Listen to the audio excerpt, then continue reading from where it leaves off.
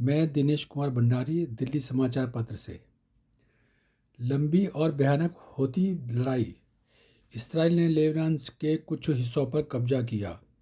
Iran का Saudi अरब में US embassy पर ड्रोन से हमला। अमेरिका ने सऊदी अरब और कुवैत में एम्बेसी बंद की। ईरान और अमेरिका युद्ध के चौथे दिन लड़ाई और तेज हो गई। मंगलवार को इस्राएली फौज ने दावा किया कि उसने दक्षिण लेबनान के इलाके पर कब्जा कर लिया है। यहाँ ईरान समर्थित विद्रोही संगठन हिजबुल्लाह से उनका संघर्ष बढ़ता जा रहा है। अमेरिका ने सऊदी अरब और कुवैत में अपने दूतावास ईरान के ड्रोन हमले के बाद बंद कर दिए हैं। उसने संघर्ष बढ़ता देख पश्चिमी एशिया के 14 मुल्कों से देशवासियों को तुरंत वापस लौटने को कहा है। भारत ने ही मौजूदा हालात पर चिंता जताई है। साथ ही उसने यह कहा कि युद्ध जल्द खत्म होना चाहिए। अमेरिकी राष्ट्रपति डोनाल्ड ट्रंप ने इस बीच एक सोशल मीडिया पोस्ट में दावा किया कि ईरान बातचीत करना चाहता है। उन्होंने ट्रुथ सोशल पर लिखा है कि ईरान की एयर डिफेंस, एयरफोर्स, नेवी और लीडरशिप खत्म हो गई है। ईरान हमसे बात करना चाहता है, लेकिन मेरे ख्याल से बातचीत के लिए अब बहुत देर हो चुकी है। ईरान ने चौथे दिन जवाबी हमले का दायरा बढ़ाया। इसराइली फौज ईरान में और हमले कर रही है। एयर बेस पर हवाई हमले में 13 ईरानी सैनिकों की मौत हो गई। फंसे हुए 2000 भारतीय लौटे। पश्चिम एशिया में फंसे भारतीयों को लेकर फ्लाइट दिल्ली समेत एयरपोर्ट पर आई। मंगलवार शाम तक खाड़ी से भारत 2000 लोग आ चुके हैं। एयर इंडिया ने यूएस यूरोप के लिए भी फ्लाइट शुरू की। इंडिगो जेदा से भारत के लिए 10 स्पेशल रिलीफ फ्लाइट ऑपरेट कर रहा है। वह यूएई से भी फ्लाइट ऑपरेट करेगा। अब तक कहाँ क्या हुआ। इसराइल का दावा। ईरान के राष्ट्रपति ऑफिस और सिक्योरिटी काउंसिल की इमारत को निशाना बनाया। बढ़ते तनाव के बीच एम्बेसी ने भारत के ज़्यादातर स्टूडेंट्स को तेहरान से बाहर पहुंचाया। विदेशी ध्वज वाले जहाज़ों पर सवार कम से कम 3 भारतीय नाविकों की मौत हो गई है, एक घायल है। 1100 से अधिक नाविकों समेत भारतीय ध्वज वाले 37 जहाज फारस और ओमान की खाड़ी में फंसे हुए हैं। होर्मुज की खाड़ी में जहाज़ों की आवाजाही प्रभावित होने से क्रूड ऑयल में उछाल आया है। मंगलवार को $83 प्रति बैरल से ऊपर ट्रेड कर रहा था। सरकार ने कहा 50 दिनों तक की जरूरत पूरी करने लायक क्रूड ऑयल का भंडार है। पीवी सिंधु बर्मिंघम में ऑल इंडिया चैंपियनशिप में नहीं खेल पाएंगी। वह दुबई से लौट आई हैं। खामनेई की हत्या का ऐसे बन गया था प्लान। शनिवार को हवाई हमले में आयतुल्ला अली खामेनेई की हत्या हुई तो उसे इसराइली लाइव देख रहे थे।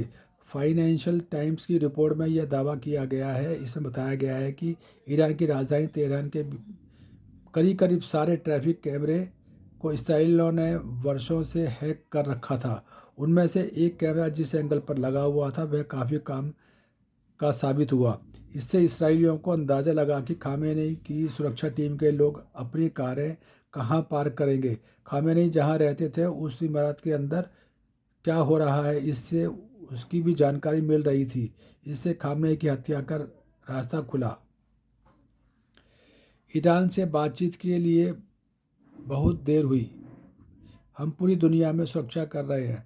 ईरान का परमाणु कार्यक्रम पूरी दुनिया के लिए खतरा है। सेना की कार्रवाई का मकसद केवल इसराइल की नहीं बल्कि पूरी दुनिया की सुरक्षा करना है।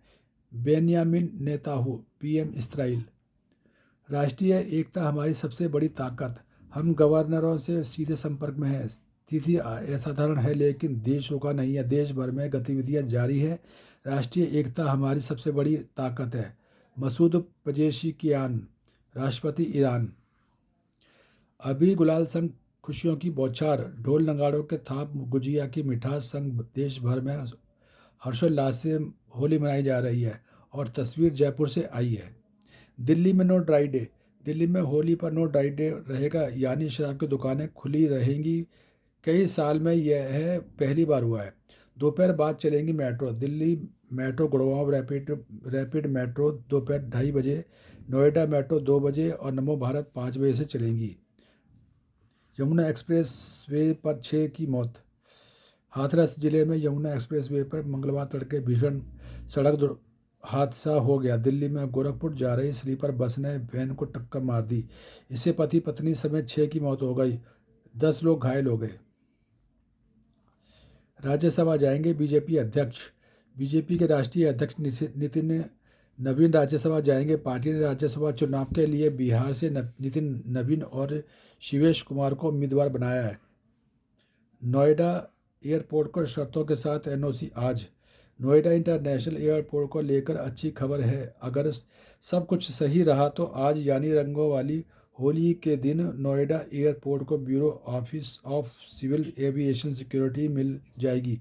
यह एनओसी कुछ शर्तों के साथ दी गई है।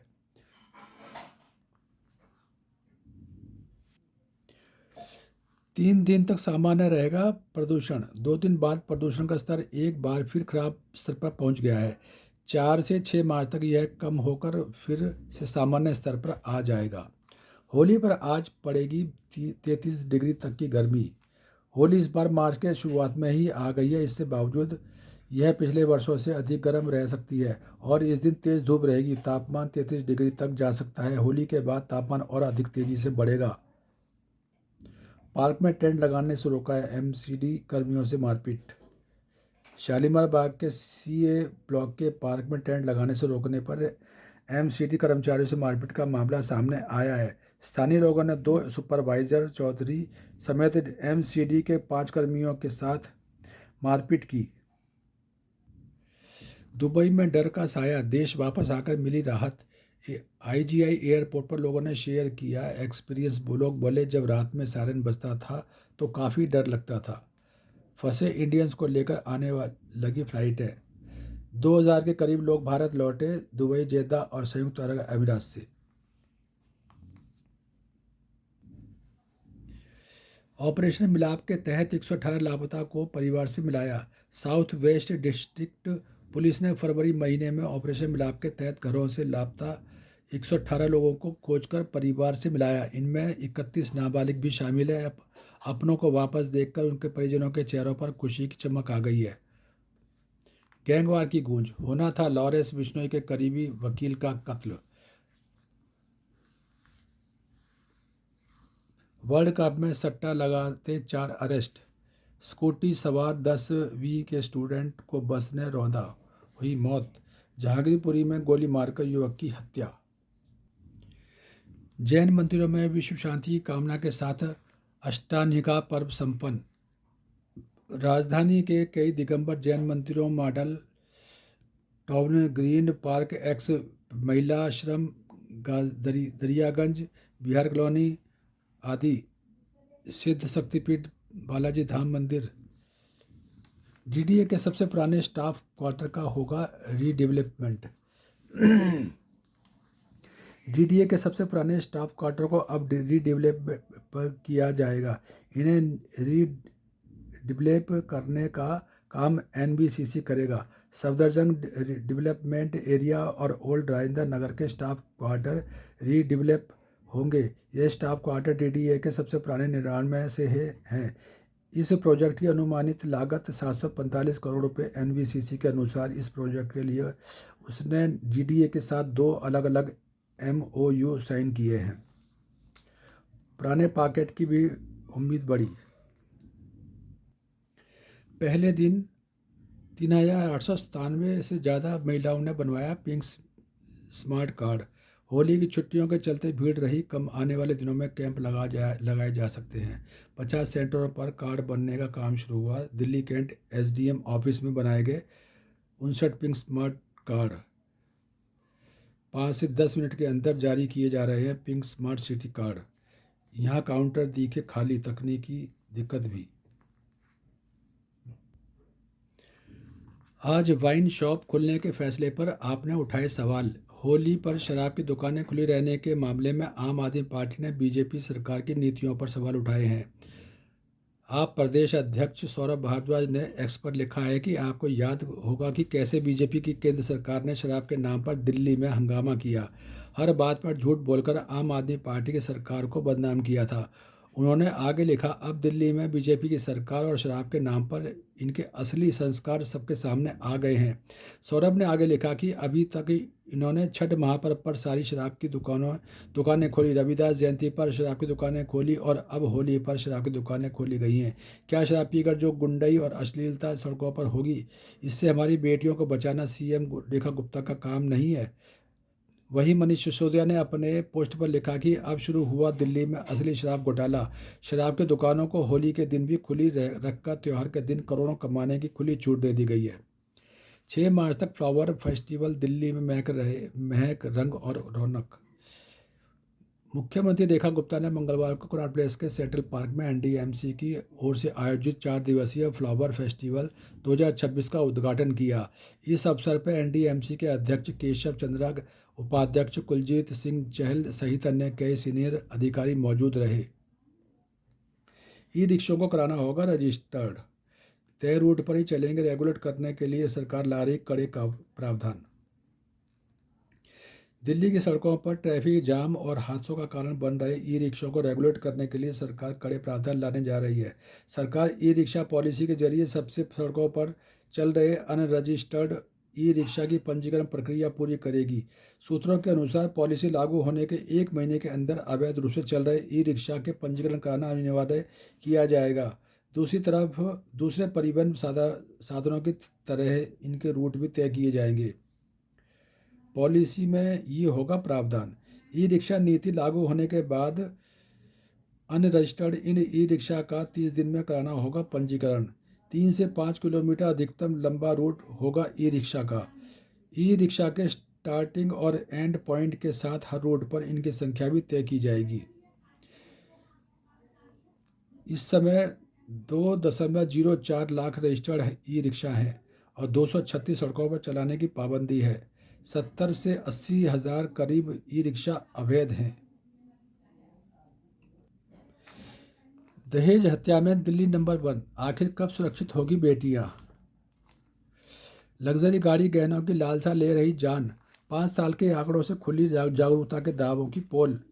कब बदलेंगे हालात? आधी आबादी को सशक्त बनाने के लिए हर साल 8 मार्च को महिला दिवस मनाया जाता है। सवाल ये है कि क्या सिर्फ एक दिन का पर्व मनाने से शोषण खत्म हो जाएगा? क्या है मौजूदा हालात? हर महीने 10 महिलाएं शिकार होती हैं, मांग के दबाव में जाती है जान। दहेज हत्या 5 साल का डेटा, हाई कोर्ट के हालिया फैसले ऑर्डर। फरवरी 2026 हाई कोर्ट ने 1990 के एक मामले में 36 साल बाद दहेज उत्पीड़न में पति और ननद को 10 साल की सजा सुनाई। दिसंबर 2025 हाई कोर्ट ने दहेज हत्या के एक मामले में पति की जमानत याचिका खारिज कर दी, जिससे शादी के 5 महीने के भीतर महिला फंदे से लटकी मिली। अक्टूबर 2025 में कोर्ट ने 20 साल की एक महिला की एसिड पीने से मौत होने के मामले में को गंभीर मानते हुए आरोपी ससुर की अग्रिम जमानत याचिका खारिज कर दी। बाइक रैली में 4 दिन बाकी, रजिस्ट्रेशन करा लिया है क्या नहीं? परिवार बोला लड़कियों वाली नौकरी करो, पर लोको पायलट बन दौड़ाई सपनों की ट्रेन। स्कूटी पर आई केक वाली आंटी, भूख पंख पहले से थे, बस उड़ना अब बाकी सीखा। परिवार के विरोध के बाद भी करती रही पढ़ाई, यात्रियों के साथ परिवार की जिम्मेदारियां।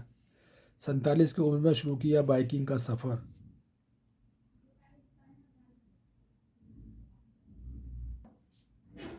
खुलकर होली खेलें, लेकिन जरा बच के। होली खेलने को लेकर जहां लोगों में भारी उत्साह और उमंग देखने को मिलता है, वहीं सेहत की सुरक्षा भी उतनी ही ज़रूरी है। डॉक्टरों के अनुसार हर साल होली पर कई लोगों की आंखों, नाक और कान में रंग या पानी चले जाने और रंग और गुलाल से स्किन और बालों पर बुरा असर देखने को मिलता है। ऐसे में डॉक्टरों ने लोगों से अपील की है कि होली खेलें, लेकिन अपने स्वास्थ्य का ध्यान रखते हुए। गुब्बारे कान को पहुंचा सकते हैं नुकसान, रंग से स्किन को बचाना जरूरी। बालों का बचाव जरूर करें, आँखों की केयर भी जरूर अवश्य करें। उदय भानु चिब सहित 10 यूथ कार्यकर्ताओं की रिहाई पक्की। पटियाला हाउस कोर्ट ने आखिरकार भारतीय यूथ कांग्रेस के राष्ट्रीय अध्यक्ष उदय भानु चिब सहित 10 कांग्रेस कार्यकर्ताओं की रिहाई के आदेश जारी कर दिए हैं। चिब को एआई इम्पैक्ट समिट के दौरान कमीज उतारकर प्रदर्शन करने के मामले में 24 फरवरी को गिरफ्तार किया गया था। पटियाला हाउस कोर्ट ने जारी किया रिहाई का आदेश। किडनैपिंग और मर्डर में शामिल सभी चार आरोपी 5 दिन की रिमांड पर।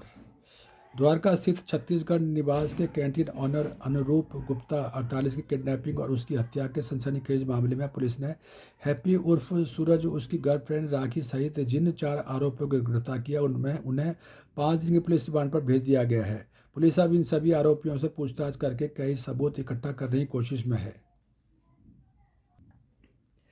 युद्ध की कीमत। अमेरिका, इसराइल और ईरान युद्ध ने पश्चिम एशिया के बड़े इलाके को चपेट में ले लिया। अमेरिकी राष्ट्रपति डोनाल्ड ट्रंप बार बार कह रहे हैं कि लड़ाई 4 से 5 हफ्ते चलेगी, लेकिन इसे लंबी खींची तो उसके लिए भी उनका देश तैयार है। हालांकि उनके डिप्टी जेडी वांस और इसराइल के प्रधानमंत्री बिन्यामिन नेतन्याहू का अनुमान है कि युद्ध लंबा नहीं चलेगा। युद्ध लंबा नहीं चले उसी में सबका हित है। लंबे युद्ध से सिर्फ हथियार कंपनियों को ज़्यादा फायदा होता है। भारी खर्च। रिपोर्ट बता रही है कि अमेरिका ने पहले 24 घंटे में ही ईरान के साथ संघर्ष पर करीब 72 अरब रुपए खर्च कर दिए। वॉरशिप, फाइटर जेट्स और एयर डिफेंस सिस्टम की तैनाती पर हर दिन अरबों का खर्च आ रहा है।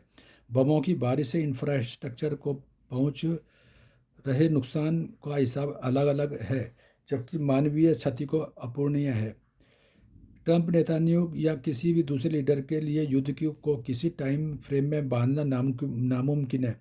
इन देशों का ही पुराना अनुभव कहता है कि जब एक बार जंग शुरू हो जाती है तो उसका रुकना फिर दूसरे पक्ष की सहमति पर भी निर्भर करता है, भले उसे कितना ही कमज़ोर क्यों न माना जाए।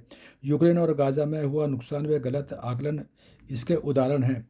अनुमान है कि यूक्रेन युद्ध की अनुमानित लागत अभी तक $2.5 ट्रिलियन रही है। यूक्रेन को जितना नुकसान हुआ है उसकी भरपाई के लिए अगले 1 दशक में 588 अरब रुपयों की जरूरत पड़ेगी। युद्ध की वजह से विकास और दूसरी बुनियादी जरूरतें पीछे छूट जाती हैं, जैसा कि रूस और यूक्रेन के साथ हो रहा है। दोनों की जीडीपी का एक बड़ा हिस्सा सैन्य बजट में जा रहा है। यूक्रेन में अगर अमेरिका और यूरोप में फंसे हैं तो गाज़ा में इसराइल 80 से 90% स्ट्रक्चर तबाह करने के बावजूद आज भी इसराइल यह दावा नहीं कर सकता कि उसने गाज़ा में लक्ष्य हासिल कर लिया है। ईरान संकट इन सभी से ज़्यादा गंभीर है क्योंकि इसमें तेज़ी से वे नए क्षेत्र शामिल हो रहे हैं जो ग्लोबल ऑयल सप्लाई की अहम कड़ी हैं। क्रूड ऑयल के दाम में बढ़ोतरी जारी है और आशंका इसके $100 प्रति बैरल पहुंचने की भी है। तेल का दाम केवल तेल तक सीमित नहीं रहता, यह देशों की आर्थिक स्थिरता से जुड़ा है। वैश्विक अर्थव्यवस्था जिन हालिया उथल पुथल का शिकार रही है उसमें वह ईरान के संघर्ष को लंबा नहीं झेल सकती। मनमुटाव को भुलाकर प्रेम बढ़ाने का अवसर है होली। बुरा न मानो, होली है सहिष्णुता का संदेश है जो जाति, धर्म और वर्ग की दीवारों को गिरा देता है। होली रंग डालने और गुलाल लगाने और विभिन्न पकवान खाने खिलाने तक ही सीमित नहीं। हिंदू धर्म के अनुसार होली का दहन भगवान विष्णु के प्रति अटूट विश्वास की जीत और अहंकार और बुराई के अंत का प्रतीक है। ब्रज की होली सीधे तौर पर राधा कृष्ण के दिव्य प्रेम से जुड़ी है। राधा कृष्ण का राधा और गोपियों में रंग डालना इस त्यौहार को सामाजिक बंधनों के मुक्त कर निश्चल प्रेम और आनंद का उत्सव बनाता है। सिख धर्म में होली को एक नया और वीरतापूर्ण आयाम दिया गया है। गुरु गोविंद सिंह ने होली के अगले दिन वीरतापूर्ण आयाम होला मोहल्ला की शुरुआत की थी। इसका उद्देश्य सिखों को सैन्य प्रशिक्षण, कुश्ती और शस्त्र विद्या में निपुण बनाना और रंगों के साथ साथ शौर्य व वीरता का प्रदर्शन करना था। दक्षिण भारत में होली को कामदेव के बलिदान और उनके पुनर्जन्म की खुशी में मनाया जाता है। इसे वहाँ काम दहन के रूप में जाना जाता है। जैन ग्रंथों के अनुसार इसका मुख्य संदेश मैत्री भाव है। आपसी मनमुटाव भुलाकर एक दूसरे के प्रति क्षमा और प्रेम व्यक्त करते हैं। होली विज्ञान, मनोविज्ञान और प्राचीन परंपराओं का अनूठा संगम है। जब भी हम किसी पर होली के रंग बरसाते हैं तो यह उनके प्रति हमेशा प्यार और स्नेह बरसाने का वादा होता है। वैज्ञानिक और प्राकृतिक दृष्टि से यह बसंत आगमन और सर्दियों की विदाई का उत्सव है, जो नई फसल और जीवन की ताजगी को दर्शाता है। शेल केवाड़ी ने चुन लिया गुलाबी रंग। महाराष्ट्र के कोल्हापुर से 14 किलोमीटर दूर बसे शेल केवाड़ी गांव के पास पूरी तरह सोलर पावर्ड कम्युनिटी होने का तमगा है। यहाँ महिलाओं के लिए गुलाबी मकान के साथ और भी कई इनोवेशन किए गए हैं। करवीर तालुका की घुमावदार पहाड़ियों पर बसा 100 मकानों और करीब 500 लोगों की आबादी वाला शेल केवाड़ी कभी एक अनदेखा छोटा गांव था। 2004 तक तरक्की से कोसों दूर, लेकिन इसी साल गांव वालों ने तय किया कि वे बदलाव लेकर आएंगे। इसके बाद शुरू हुआ हर घर की छत पर सोलर पैनल लगाने का अभियान। आज कोई इमारत ऐसी नहीं जो सोलर पावर से नए रोशन होती हो। केवल इंफ्रास्ट्रक्चर ही नहीं, सोच के स्तर पर भी बड़ा बदलाव देखने को मिला। गांव के हर मकान को एक ही रंग से रंगा गया है, गुलाबी, और इसके पीछे वजह है लैंगिक समानता। गांव वालों ने तय किया प्रत्येक मकान घर की किसी महिला के नाम पर ही रजिस्टर्ड होगा। आज पिंक विलेज बनकर शेल केवाड़ी पूरे देश को महिला सम्मान का संदेश दे रहा है।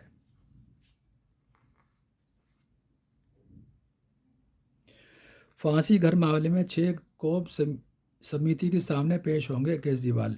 दिल्ली विधानसभा परिसर में फांसी घर निर्माण मामले में पूर्व मुख्यमंत्री अरविंद केजरीवाल आगामी 6 मार्च को विधानसभा की विशेषाधिकार समिति के सामने पेश होंगे। केजरीवाल ने खुद विधानसभा की समिति को पत्र लिखकर सूचित किया है। उन्होंने लिखा कि वह 6 मार्च को खुद दोपहर 3 बजे विधानसभा में समिति के समक्ष उपस्थित होकर उनके सवालों का जवाब देंगे। उन्होंने समिति से पूरी कार्यवाही का लाइव प्रसारण करने की मांग की है। केजरीवाल के पत्र पर बीजेपी का हमला। दिल्ली बीजेपी प्रवक्ता प्रवीण शंकर कपूर ने कहा कि पूर्व मुख्यमंत्री अरविंद केजरीवाल द्वारा दिल्ली विधानसभा की प्रिविलेज कमेटी की अध्यक्ष को लिखा गया पत्र उनकी वीआईपी संस्कृति और विशेष सम्मान की अपेक्षा का एक और उदाहरण है। उन्होंने कहा कि अध्यक्ष के समन के जवाब में पत्र लिखने की कोई आवश्यकता नहीं थी। उन्हें 6 मार्च को निर्धारित समयानुसार उपस्थित होना चाहिए था, लेकिन वह छोटी बात पर समाचारों में बने रहने की अपनी प्रवृत्ति रही है। 6,000 श्रद्धालु जाएंगे पाकिस्तान। खालसा सृजन दिवस बैसाखी पर्व पर 3,000 श्रद्धालु पाकिस्तान जाएंगे और विभिन्न गुरुद्वारों में मत्था टेकेंगे। दिल्ली सिख गुरुद्वारा मैनेजमेंट कमेटी की मांग पर केंद्रीय गृह मंत्रालय ने इसकी मंजूरी दे दी है। गुरुद्वारा कमेटी के अध्यक्ष हरमीत सिंह कालका और महासचिव जगदीप सिंह काहलो ने बताया कि केंद्रीय गृह मंत्रालय ने खालसा सृजन दिवस के अवसर पर भारतीय श्रद्धालुओं का जत्था पाकिस्तान भेजने की मंजूरी दे दी है। तेल में उछाल के बीच भारत तैयार। सरकार ने कहा पेट्रोल डीजल का पर्याप्त भंडार चिंता की बात नहीं है। ईरान अमेरिका युद्ध के बीच $85 से ऊपर निकला क्रूड ऑयल। देश में 50 दिन तक की जरूरत पूरी करने लायक पेट्रोलियम भंडार है। भारत में 10 करोड़ बैरल का भंडार है। एलपीजी सप्लाई पर बढ़ेगा दबाव। आयात निर्यात पर सरकार की नज़र। कूटनीतिक टकराव के बीच ईरान। एक्सपर्ट ने बताया किस दिशा में जा रही जंग। पश्चिमी एशिया का मौजूदा संघर्ष थमता नहीं दिख रहा है, बल्कि यह जटिल होता जा रहा है। विशेषज्ञों के अनुसार अमेरिका की भूमिका कानूनी और राजनीतिक सवालों घेरे में है, जबकि ईरान की ओर से सख्ती और नरमी दोनों संकेत मिल रहे हैं। जंग अब साइबर हमले और सिविल ठिकानों पर निशाना साधने तक पहुंच चुकी है। एक्सपर्ट से हमने पूछा कि मौजूदा युद्ध किस दिशा में जा रहा है। कूटनीति टकराव के बीच ईरान। युद्ध अब साइबर मोर्चे पर। चाबहार पर जंग का साया, भारत सतर्क। पश्चिम एशिया में भारतीयों पर असर। 4 घटनाओं में 3 भारतीय नाविकों की मौत। तेल मार्गों पर बड़ा तनाव। खाड़ी तनाव के बीच सागर में भारतीय पहरा। इंडियन नेवी का आईएनएस सूरत ने तैनात। मिशन बेस्ड डिप्लॉयमेंट में डटे नेवी के वॉरशिप। ओमान की खाड़ी में ऑपरेशन संकल्प के तहत होर्मुज स्टेट के पूर्वी हिस्से में तैनाती। जंग के बीच भारतीयों की सुरक्षा पर जोर। खामेने की हत्या पर मोदी की खामोशी कर्तव्यहीनता दर्शाती है। सोनिया गांधी। पश्चिमी एशिया में अमेरिका, इसराइल और ईरान के बीच बढ़ते तनाव और ईरान के सर्वोच्च नेता अली खेमनेई की इस लड़ाई में मौत के मुद्दे पर कांग्रेस ने केंद्र सरकार को घेरा है। सोनिया गांधी ने एक लेख में आरोप लगाया कि खामेनेई की लिखित लक्षित हत्या पर प्रधानमंत्री खामोशी करते हुए हीनता दर्शाती है। उन्होंने कहा कि यह चुप्पी कोई न्यूट्रल स्टैंड नहीं बल्कि जिम्मेदारी से पीछे हटना है। सोनिया गांधी ने अपने लेख में उल्लेख किया है कि 1 मार्च को ईरान ने पुष्टि की कि उसके सुप्रीम लीडर अली खामेनेई की अमेरिका और इसराइल के लक्षित हमलों में हत्या कर दी गई है। उन्होंने यह भी आरोप लगाया कि प्रधानमंत्री ने शुरुआत में बड़े हमले को नज़रअंदाज करते हुए केवल यूएई पर ईरान के जवाबी हमले की निंदा की और घटनाक्रम को पूरी संग्रह पर बात नहीं की। चुप्पी से भारत की साख कमजोर हुई। राहुल गांधी। कांग्रेस नेता राहुल गांधी ने खामनेई की मौत पर पीएम मोदी की चुप्पी को लेकर गंभीर सवाल उठाए हैं। राहुल ने कहा कि इस मुद्दे पर चुप्पी भारत की अंतर्राष्ट्रीय साख को कमजोर करती है और भारत को अंतर्राष्ट्रीय कानून तथा मानव जीवन की रक्षा के पक्ष में स्पष्ट रुख अपनाना चाहिए। उन्होंने कहा कि अमेरिका, इसराइल और ईरान के बीच बढ़ती शत्रुता एक नाजुक क्षेत्र को व्यापक युद्ध की ओर धकेल रही है। संसद में चर्चा की मांग भी की गई है। रूस ने ईरान के परमाणु प्लांट पर काम रोका। रूस की सरकारी परमाणु कंपनी रोसाटॉम ने अमेरिका, इसराइल के हवाई हमलों के बीच ईरान के बंदरगाह शहर बुशेहर स्थित परमाणु संयंत्र की कई इकाइयों पर निर्माण कार्य रोक दिया है। ईरानी हमलों का जश्न मनाते लोग हिरासत में। ईरान, अमेरिका और इसराइल संघर्ष के बीच बहरीन में सुरक्षा बलों ने कई लोगों को हिरासत में ले लिया है। आरोप है कि इन लोगों ने ईरान के खाड़ी देशों में हमलों पर खुशी जाहिर की और जश्न मनाया। अब मीडिया के मुताबिक सोशल मीडिया पर वायरल कुछ वीडियो में ईरानी हमलों के समर्थन में झलक दिखी थी, जिस पर बहरीन सरकार ने तेजी से कार्रवाई की। बहरीन सरकार ने इसे सुरक्षा हालात का उलट बर्ताव बताया और कहा कि ऐसे कृत्य सामाजिक शांति और राष्ट्रीय एकता के खिलाफ है।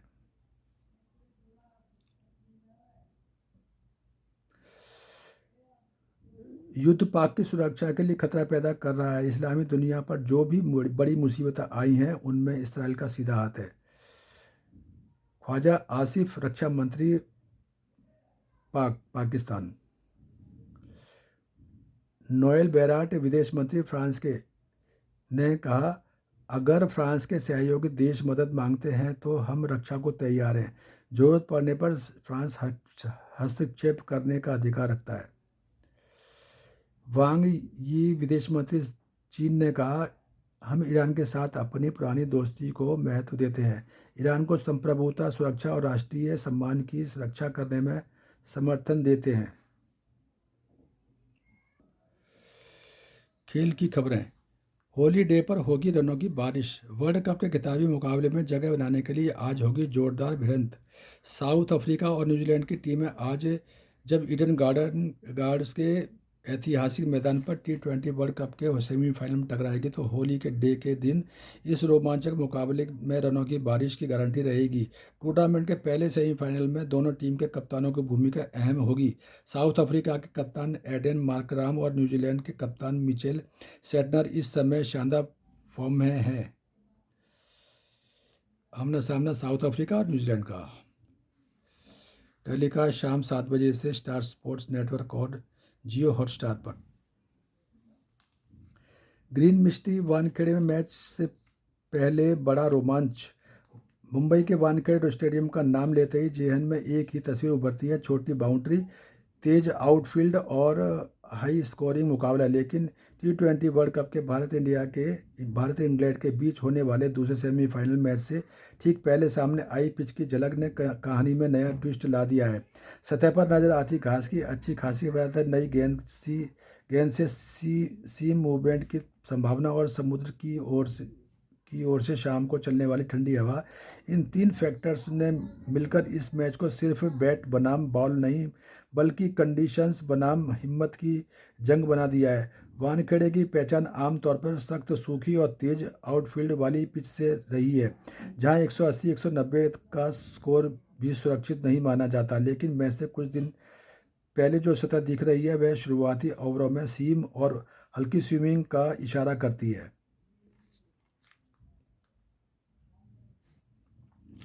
भारत और इंग्लैंड मैच का विजेता ही उठाएगी ट्रॉफी। 2022-2024 के T20 वर्ल्ड कप में देखा गया था यही ट्रेंड। इसे दिलचस्प तो इत्तेफाक कहें या जीत या फॉर्मूला, पिछले 2 T20 वर्ल्ड कप में भारत और इंग्लैंड के बीच खेले गए सेमीफाइनल मैच का विजेता ही आखिरकार वर्ल्ड चैंपियन बना। साल 2022 में इंग्लैंड ने भारत को 10 विकेट से हराया और फिर फाइनल में पाकिस्तान को 5 विकेट से हराकर विजेता की ट्रॉफी उठाई।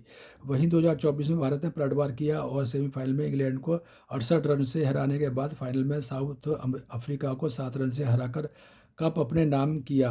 अब 2026 में मुंबई के वानखेड़े स्टेडियम में फिर वही T20 वर्ल्ड कप और मुकाबला भी सेमीफाइनल का, जिसमें एक बार फिर भारत और इंग्लैंड आमने सामने है। वही सवाल फिर उठ रहा है, क्या इतिहास तीसरी बार भी उसी राह पर चलेगा? स्टेडियम साइलेंट वाली वार्निंग दे डाली कुरन ने। बुमराह को पावर प्ले में मिले 2 ओवर सनी। भारत में ही फंसी हुई है विंडीज क्रिकेट टीम। अमेरिका और इजरायल के ईरान पर हमले के बाद अंतर्राष्ट्रीय हवाई क्षेत्रों पर लगे प्रतिबंधों के कारण वेस्ट इंडीज की क्रिकेट टीम भारत में ही फंसी हुई है। वर्ल्ड नंबर 1 को लक्ष्य ने हराया। भारत के लक्ष्य सेन ने मंगलवार को जोरदार प्रदर्शन करते हुए ऑल इंग्लैंड बैडमिंटन चैंपियनशिप के मेंस सिंगल्स के पहले दौर में वर्ल्ड नंबर 1 और गत चैंपियन चीन के शी युकी को 3 गेम तक चले मुकाबले में हरा दिया। ईरान की जगह खेलेगा इराक। टीम ने उठाया किट का मुद्दा। स्वदेश लौटी सिंधु जताया आभार। ईरानी महिला टीम ने मैच से पहले नहीं गाया राष्ट्रगान।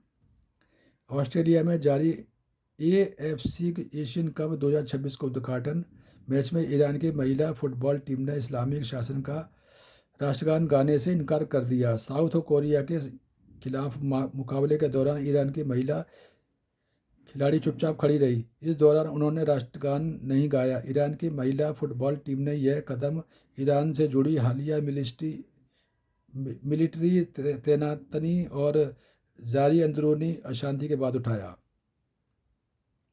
वनडे रैंकिंग्स में टॉप पर स्मृति। भारत की ओपनर स्मृति मंदाना ऑस्ट्रेलिया के खिलाफ हाल में संपन्न 3 मैच की सीरीज में उम्दा प्रदर्शन बदौलत international cricket council women's one day international ranking के बैटर्स के बीच टॉप पर पहुंच गई है। स्वदेश लौटी सिंधु जताया आभार। भारतीय शटलर PV सिंधु बुखारी में जंग के बाद हवाई क्षेत्र बंद की जाने के कारण बर्मिंघम में ऑल इंग्लैंड चैंपियनशिप में नहीं खेल पाएंगी। वह दुबई से स्वदेश लौट गई हैं। सिंधु कारण दुबई में फंसी हुई थी। उन्होंने एक्स पर पोस्ट किया, बेंगलुरु में घर लौट गई हूँ और सुरक्षित हूँ। मैं अभी ईश्वर की आभारी हूँ और मैं वापस अपने घर लौट आई हूँ। ईरान की जगह खेलेगा इराक। वर्ल्ड कप के सह मेजबान अमेरिका की पहल पर मध्य पूर्व में चल रहे संघर्ष के बढ़ने के कारण 3 महीने बाद होने वाली फुटबॉल की सबसे बड़ी प्रतियोगिता में ईरान का भाग लेना संदिग्ध है और ऐसी स्थिति में उसकी जगह इराक और AU को दी जा सकती है। ईरान को वर्ल्ड कप के ग्रुप स्टेज के अपने 3 मैच अमेरिका में खेलने हैं। उसे ग्रुप G में रखा गया है और इसे इंग्लेवुड कैलिफोर्निया में 15 जून को न्यूजीलैंड और 21 जून को बेल्जियम के खिलाफ मैच खेलने हैं। इसके बाद वह 26 जून को सिएटल में मिस्र के खिलाफ पहले दौर का अपना अंतिम मैच खेलेगा। अबू धाबी से सुरक्षित लौटी ईशा गुप्ता। हम जिस स्थिति में थे वह वाकई बहुत मुश्किल थी। सुरक्षित रहना सच में भगवान का आशीर्वाद है। हम गुब्बारे भरकर लोगों पर फेंकते थे। रकुल प्रीति सिंह। नए परिवार के साथ जश्न मनाना सुखद। अक्षय और अजय भी बोले हैप्पी होली। छात्रों को स्कॉलरशिप देंगे विजय देवकोंडा और रश्मिका मंदाना शादी के कुछ दिनों बाद ही अपने पैतृक गांव पहुंचे। वहां पहुंचकर उन्होंने अपने चैरिटेबल ट्रस्ट के माध्यम से तेलंगाना के 44 सरकारी स्कूल में पढ़ने वाले 9वीं और 10वीं की क्लास के छात्रों के लिए स्कॉलरशिप का ऐलान किया। डॉन 3 विवाद पर बैठक। आमिर ऋतिक शामिल। फरहान अख्तर और रणवीर सिंह के बीच फिल्म डॉन 3 को लेकर बीते कई दिनों से विवाद चल रहा है। इस विवाद को सुलझाने के लिए कई फिल्म मेकर्स फरहान और रणवीर सिंह मीटिंग भी कर चुके हैं। अब खबर है कि इसी कड़ी में हाल ही में एक और मीटिंग हुई जिसमें फरहान अख्तर और जोया अख्तर के अलावा आमिर खान, ऋतिक रोशन, राजकुमार हिरानी समेत फिल्म इंडस्ट्री के कई दिग्गज शामिल हुए। हालांकि मीटिंग के एजेंडे में कई और बातें भी थी, लेकिन बताया जा रहा है कि डॉन 3 का मामला सबसे अहम चर्चा का विषय रहा। बताया जा रहा है कि इस मीटिंग में यह सुलह की बात हुई और यह भी चर्चा हुई कि कैसे इस तरह की परिस्थितियों को भविष्य में टाला जाए। ब्रिटानिया को 6.37 करोड़ का नोटिस। जीएसटी अधिकारियों ने ब्रिटानिया इंडस्ट्रीज को 6.37 करोड़ रुपए का डिमांड नोटिस जारी किया। कंपनी अब इस मामले में कानूनी विकल्पों का विचार कर रही है। बेकरी और फूड सेक्टर की इस कंपनी का पर आरोप है कि इसने सप्लाई किए गए सामान का गलत क्लासिफिकेशन किया, जिसकी वजह से टैक्स का भुगतान नहीं हो सका। फिर डाउन हुआ Claude AI. Delhi Anthropic company का एआई चैटबॉट क्लाउड मंगलवार को कई इलाकों में ठप हो गया। हालांकि कुछ देर बाद चैटबॉट फिर से काम करने लगा। पूरे F&O सेगमेंट में परेशानी नहीं, शॉर्ट टर्म ऑप्शंस समस्या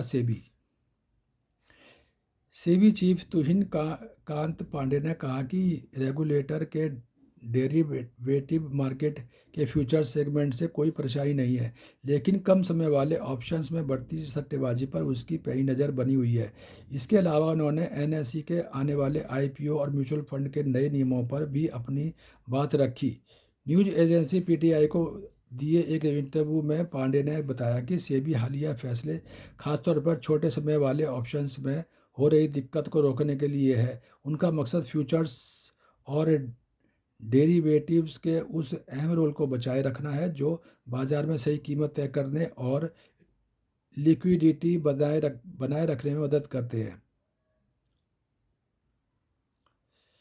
अमेरिका और एशिया के बाजारों में भारी गिरावट। पश्चिम एशिया में तनाव से दुनिया भर के बाजारों में मची बिकवाली का असर मंगलवार को अमेरिकी सहित दुनिया भर के शेयर बाजार में दिखा। शुरुआती कारोबार में गिरावट आई। मैन्युफैक्चरिंग में रिसर्च पर करें फोकस, मोदी।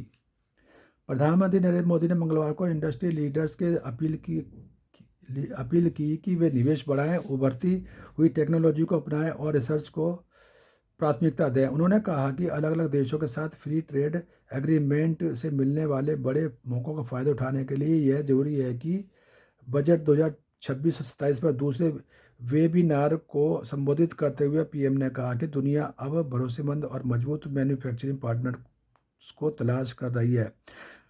भारत के पास इस भूमिका को बेखूबी निभाने और ग्लोबल सप्लाई चेन में अपनी हिस्सेदारी बढ़ाने का एक बड़ा मौका है। थोक में बढ़े खाने के तेल के दाम, खजूर बादाम भी चढ़े। थोक बाजार में सोमवार को खाने के तेल की कीमतों में 5% तक की तेज़ी दर्ज की गई। इसकी बड़ी वजह शिकागो में सोयाबीन तेल और मलेशिया इंडोनेशिया में पाम ऑयल के वायदा बाजार में आज मजबूती है। दरअसल कच्चे तेल की बढ़ती कीमतों को देखते हुए इनके दाम बढ़ाए गए हैं। वहीं सप्लाई में रुकावट से ड्राई फ्रूट्स भी महंगे होंगे। कम दाम वाले स्मार्टफोन्स पर मेमोरी की मार। क्या 10,000 रुपये से कम कीमत वाले बजट स्मार्टफोन जल्दी बाजार में से गायब हो सकते हैं? इंडस्ट्री के जानकारों एक्सपर्ट का कहना है कि फ़ोन बनाने में इस्तेमाल होने वाले कलपुर्जों, खासकर मेमोरी की बढ़ती कीमतों की वजह से कंपनियां दाम बढ़ाने पर मजबूर हैं। मोबाइल विक्रेताओं का कहना है कि ऑफलाइन बाजार में अब 10,000 रुपये से कम में कोई नया 5G फ़ोन उपलब्ध नहीं है। ज़्यादातर ब्रांड्स ने अपने पुराने मॉडल्स के दाम भी बदल दिए हैं। जो 5G हैंडसेट पहले 8,500 में बिक रहे थे, उनकी कीमत अब 11,000 रुपये तक पहुंच गई है। क्या AI बढ़ा रहा है दाम? जानकारों का कहना है कि मेमोरी की कीमतें बढ़ने की एक वजह AI है। AI डेटा सेंटर्स की मांग के कारण सप्लाई करने वाली कंपनियां अब स्मार्टफोन में लगने वाली पुरानी मेमोरी की बजाय हाई बैंडविड्थ मेमोरी बनाने को ज़्यादा अहमियत दे रही है। सप्लाई चेन पर नज़र रखने वाली फर्म ट्रेंड फोर्स की रिपोर्ट के मुताबिक 8GB और 256GB मेमोरी वाला एक आम फ़ोन को ही ले लें तो 2026 की पहली तिमाही तक इसकी कीमतों में पिछले साल के मुकाबले लगभग 200% का उछाल आया है। पहले फ़ोन बनाने के कुल खर्च में मेमोरी का हिस्सा 10 से 15% होता था, अब यह बढ़कर 30-40% तक पहुंच गया है। एआई के इस्तेमाल पर इंफोसिस इंटेल साथ आए।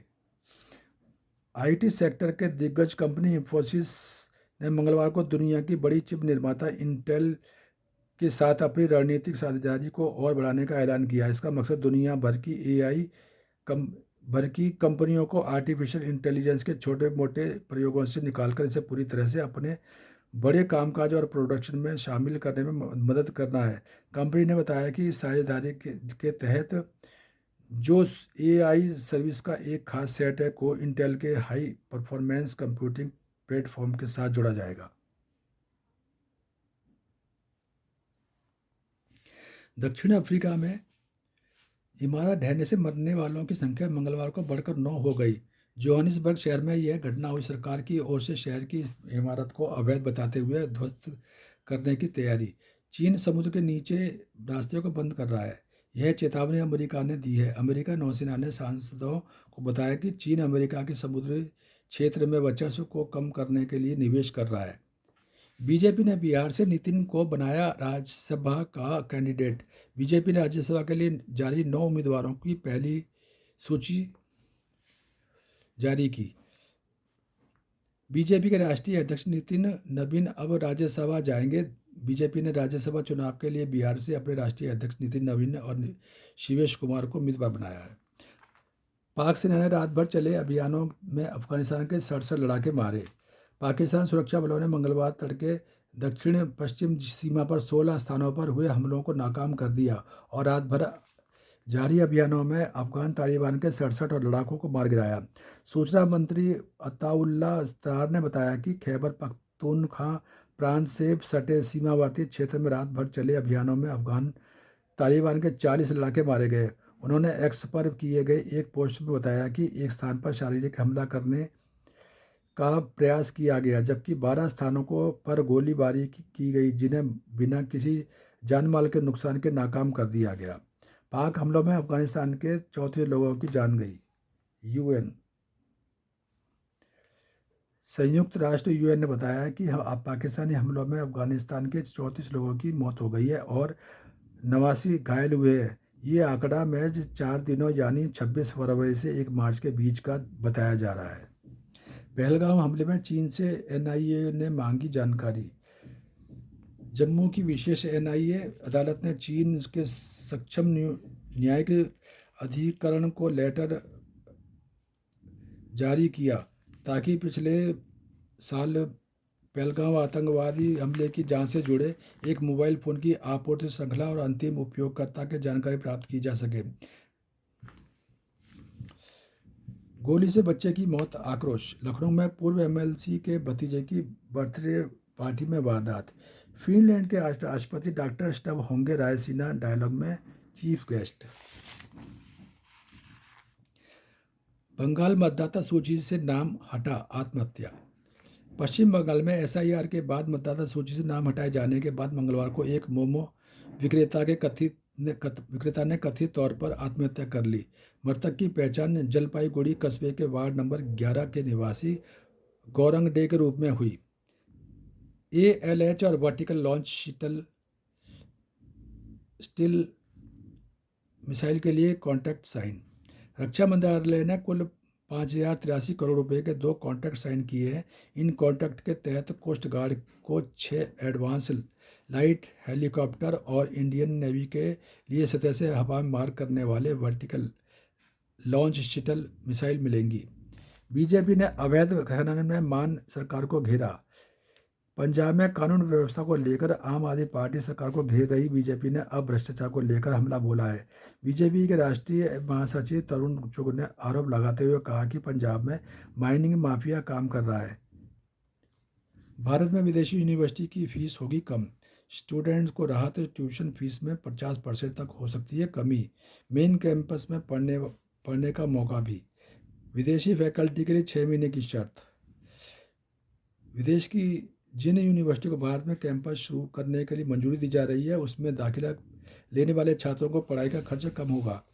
शिक्षा मंत्रालय के सूत्रों का कहना है कि अगर कोई छात्र पढ़ाई के लिए विदेश जाता है तो वहाँ उसे ज़्यादा ट्यूशन फीस देनी पड़ती है। अगर उसी यूनिवर्सिटी का भारत में कैंपस शुरू होगा तो भारतीय छात्रों को कम फीस देनी पड़ेगी। बताया जा रहा है कि ट्यूशन फीस में कमी 50% तक भी हो सकती है। कुछ यूनिवर्सिटी में यह अंतर 50% से भी ज़्यादा हो सकता है। विदेशी फैकल्टी के लिए 6 महीने की शर्त। विदेशी यूनिवर्सिटी भारतीय कैंपस के लिए स्थानीय फैकल्टी को नियुक्त करेगी। साथ ही यूनिवर्सिटी अपने मेन कैंपस से फैकल्टी को बुलाती है तो उस टीचर को कम से कम 6 महीने यानी 1 सेमेस्टर जरूर पढ़ाना होगा। शिक्षा मंत्रालय के एक सीनियर अधिकारी का कहना है कि अब जब विदेशी यूनिवर्सिटी का कैंपस भारत में शुरू होगा तो उन छात्रों को का पढ़ाई पर होने वाला कुल खर्च भी कम होगा। भारत में भी अलग फीस स्ट्रक्चर होगा जिसमें तर्कसंगत ट्यूशन फीस होगी।